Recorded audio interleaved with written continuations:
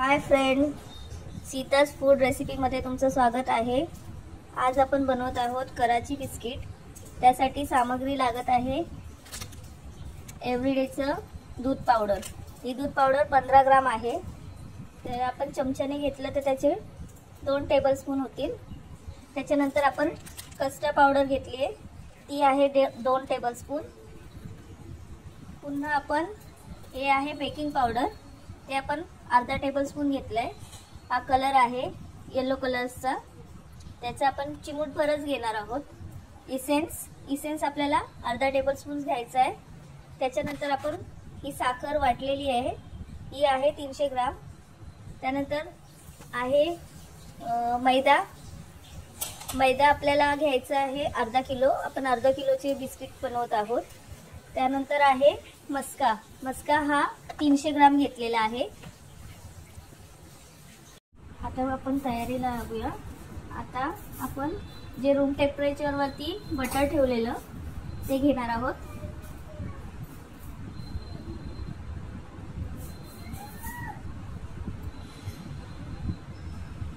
त्यात जी आपण 300 ग्राम साखर घेतलेली ती टाकायची।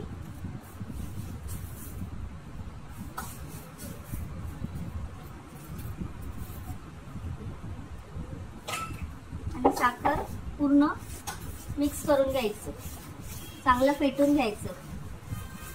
साखर आणि तूप पूर्ण एकजीव झालं पाहिजे।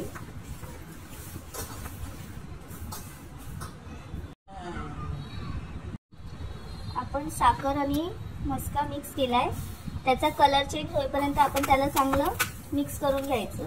हे असं मिक्स झाल्यानंतर त्यामध्ये आपण जो इसेन्स घेतलेला तो अर्धा टीस्पून पेक्षा थोडा कमी घ्यायचा आहे आणि तो आधी घेऊन घ्यायचा।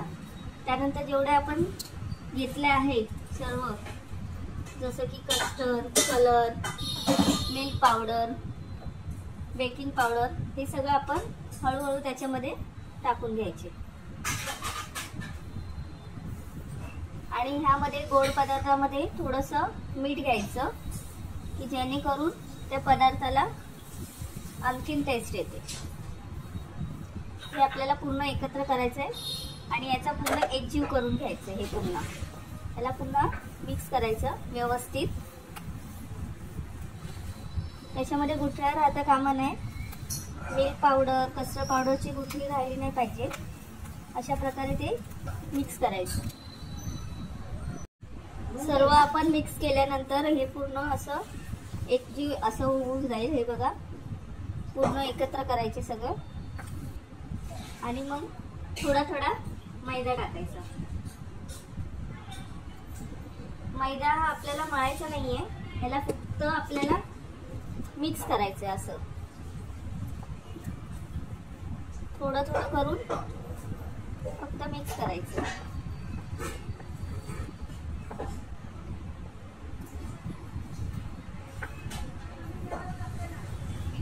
थोडंसं घ्यायचं मैदा आणि तो असा मिक्स करायचा।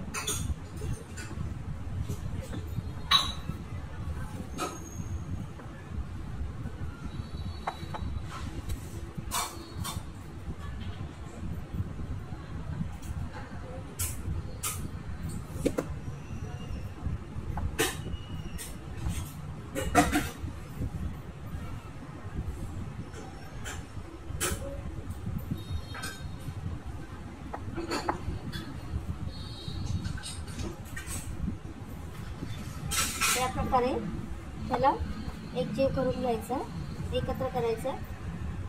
अशा प्रकारे आपण सर्व एकजीव करून घ्यायचं आणि एक असा मोठा गोळा घ्यायचा, त्याला व्यवस्थित हातावरती मळायचं। त्याला व्यवस्थित असे हातावर घेऊन त्याचा एक उंडा तयार करायचा, असा गोल।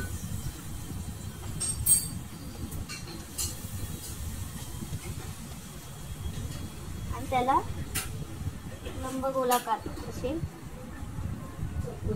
गोल मध्ये आधी करून घ्यायचं।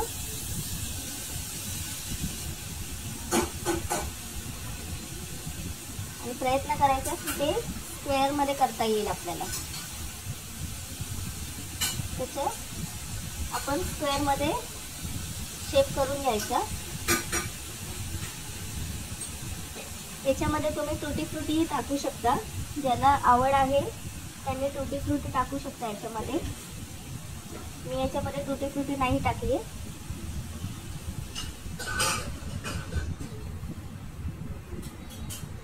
या प्रकारे असा त्याचा एक डो तयार करायचा आहे.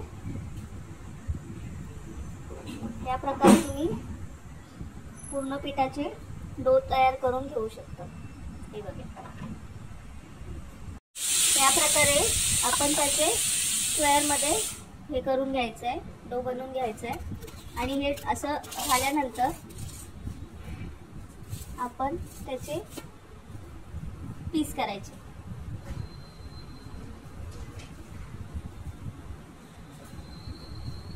असा पेड्याच्या आकाराचा आपण त्याला कट करून घ्यायचे.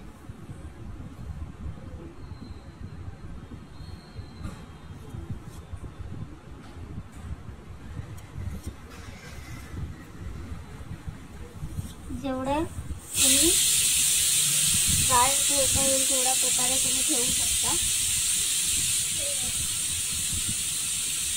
म्हणजे तुमच्यावरती आहे तुम्हाला किती हे करायचं आहे. हे बघा, असे पीस त्याचे झाले पाहिजे. जास्त पातळ नाही, मीडियम साईज मध्ये करून घ्या तुम्ही. ठीक आहे.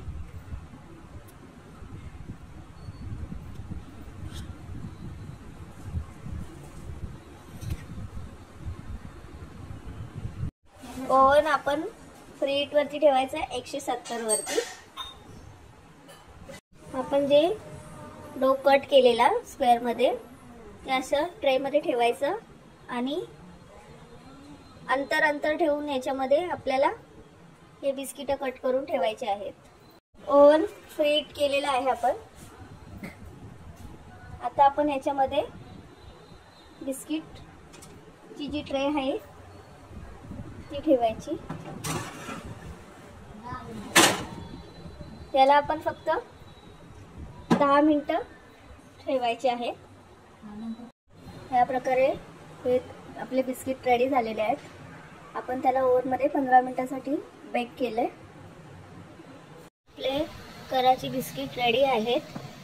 बघा असे मस्त झालेत. आतून पण छान असे झालेत. तुम्हाला ही रेसिपी आवडल्यास कमेंट्स करा आणि लाईक करा.